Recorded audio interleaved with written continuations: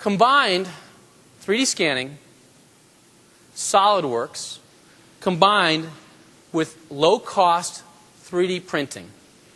There are partners outside doing printing. We at Zcorp build us a 3D printing of this joystick. And if you zoom in here, you might be able to see where that item came in. I don't know if you can see that up there or not.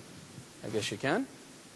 So, you know, what used to take literally days and weeks through the combination of a low-cost scanner, SolidWorks, and 3D printing, we are compressing cycle times. We're allowing people to get new products to market faster.